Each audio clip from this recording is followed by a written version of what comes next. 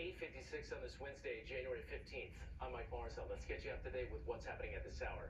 Happening today, Mayor Adams is going to be talking about how the city is trying to tackle severe mental illness and homelessness. This announcement comes after he outlined some new initiatives during his State of the City address last week. During that speech, Mr. Adams announced an investment of $650 million to expand support for people living on the subways and wrestling with serious mental illness. He also said the administration will be adding 900 new safe haven beds for homeless New Yorkers. Governor Hochul wants to put more cops on the city subways to try to combat underground crime. During her State of the State address yesterday, she unveiled this 6-month initiative that would put 2 NYPD officers on about 150 overnight trains. The governor says the state will also provide funding to install platform edge barriers, as well as modernize the fare gates at some of the stations by the end of the year. And we're expecting to learn just how much these efforts will cost when she releases her budget proposal next week.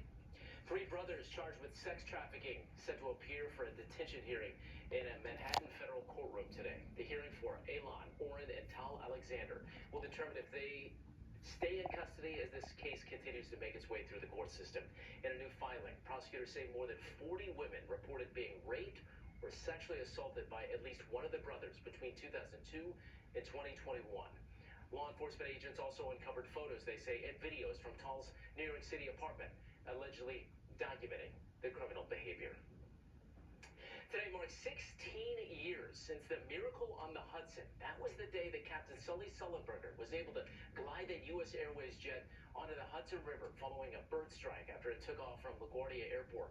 All 155 people on board survived. Of course, other heroes that played a big part in the whole ordeal, the crews from the New York waterways who scrambled to bring people back to shore.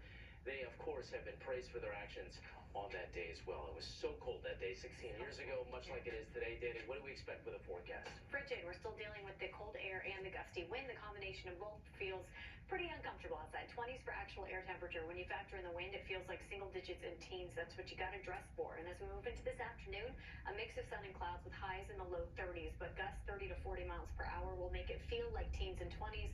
So again, layer up as you head out the door. Wind calms tonight, but tomorrow is still cold or milder by Friday. Heather? This accident on the BQE is still with us as you go northeast, getting into Roosevelt Avenue. All lanes remain closed down, as you can see here. A big mess that still needs to be cleaned up. Just an hour to get from the Goethals Bridge up to the Brooklyn Bridge, and from there you're jammed up getting into Roosevelt Avenue. LIE, 58 minutes to go, 23 miles, so you have some delays there. 280 eastbound ramp to Harrison Avenue, overturned vehicle and a fluid spill. Alternate side of the street parking rules are in effect. Mike, over to you. Heather and Danny, thank you. Stick around for Live with Kelly and Mark. That's coming up next.